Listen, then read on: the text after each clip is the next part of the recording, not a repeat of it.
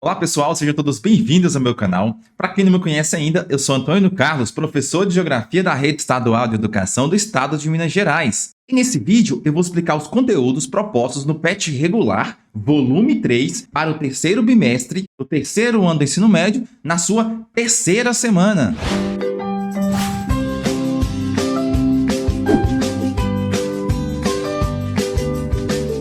Antes de continuarmos a nossa explicação, eu vou pedir para você se inscrever no meu canal, deixar sua curtida, o seu comentário com a sua dúvida se você tiver. Isso ajuda muito no crescimento do canal. E se você deseja obter gratuitamente todos os materiais que eu utilizo aqui no meu canal, basta você entrar em um dos nossos grupos aqui do WhatsApp ou Telegram, que eu vou deixar na descrição desse vídeo os links para você ter acesso. Aguardo todos vocês lá. Nessa terceira semana, o eixo temático a ser estudado, as transformações no mundo natural. E o tema tópico, as transformações no mundo rural. A habilidade que você vai conseguir concretizar com esta aula será confrontar os efeitos das disparidades territoriais e sociais relativas à distribuição da terra e às políticas de desenvolvimento rural nos países centrais e periféricos. Bom, os conteúdos relacionados aos movimentos sociais, agrário, latifundiário e agronegócio. Lembrando que nós temos conteúdos e habilidades interdisciplinares com língua portuguesa, sociologia, história, biologia e artes. Bom, diante disso, vamos ao tema da aula da semana, a expansão das fronteiras agrícolas e a concentração fundiária. Bom, caros estudantes, nessa semana você vai, com este tema, refletir sobre os principais problemas da concentração fundiária no Brasil e nos países subdesenvolvidos. A concentração fundiária. Bom, este tema é um tema bastante importante e nós podemos considerar que é o modo como as propriedades agrárias estão distribuídas e organizadas em um determinado país ou espaço, tá certo? Portanto, esse é o conceito de uma concentração fundiária. Para se conhecer a estrutura fundiária de um país, nós podemos levar em consideração a quantidade, o tamanho, a distribuição social das propriedades rurais naquela área analisada.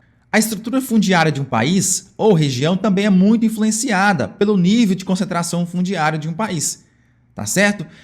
Uma vez que, quanto maior for a concentração de terras, menor será a quantidade de propriedades de terras e maior será o tamanho das propriedades existentes. Além disso, a distribuição social da terra nos países em que há uma grande concentração rural tende a ser mais desigual, porque a parcela mais rica da população tem um acesso mais facilitado à terra, pessoal.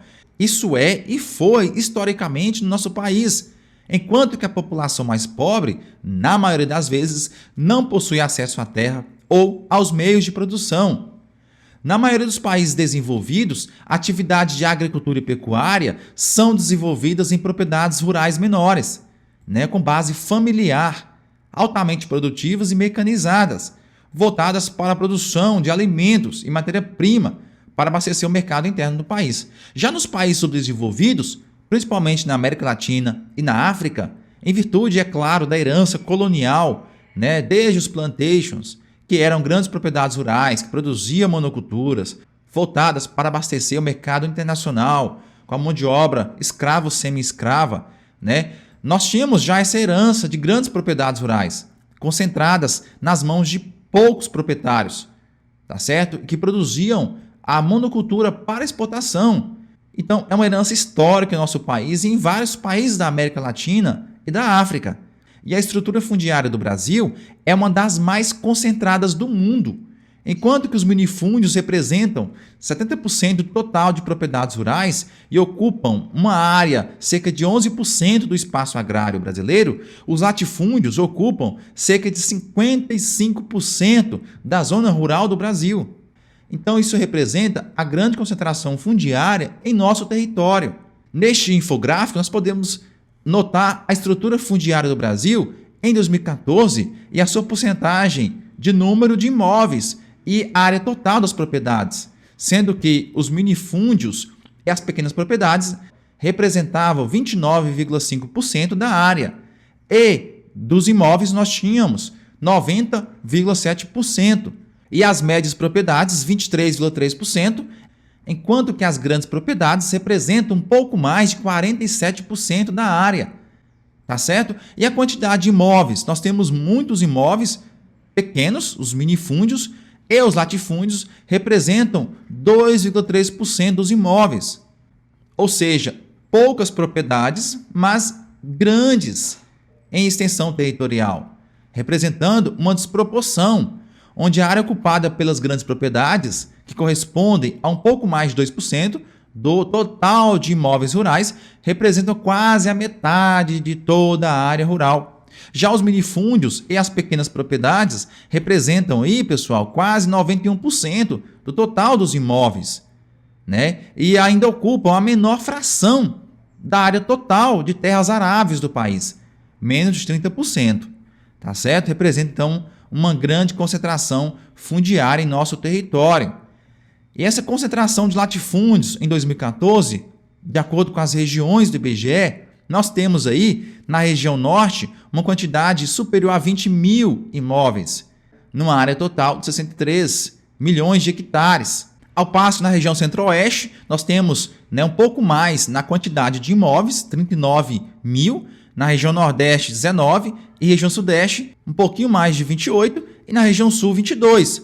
Portanto, na região centro-oeste, predomina a quantidade de imóveis. E ao passo que, com relação à área, observando as regiões do Brasil, na região centro-oeste também nós temos as áreas maiores com valores superiores a 99 milhões de hectares. Nesse sentido, especialmente nos países subdesenvolvidos, o passado colonial, a grande concentração fundiária, tem ocasionado vários conflitos entre os proprietários e os camponeses. Trabalhadores que perderam suas terras têm se organizado em movimentos sociais que lutaram pelo direito à posse da terra através da reforma agrária. No entanto, essa estrutura fundiária de um país só se torna menos desigual quando realmente houver a distribuição de terras, né? E acompanhada das intervenções que visem a permanência dos agricultores nas terras, que sejam capazes de garantir a capacidade de promover a sua própria subsistência e, é claro, produzir excedentes para o mercado interno daquele país. Pessoal, esse foi o vídeo explicativo em que eu comentei os conteúdos propostos no PET Regular Volume 3 para o terceiro bimestre, do terceiro ano do ensino médio, na sua terceira semana. Só tenho que agradecer a você que ficou comigo nesse vídeo até o final, deixou sua curtida, seu comentário e compartilhou esse nosso conteúdo. Meu forte abraço e meu muito obrigado.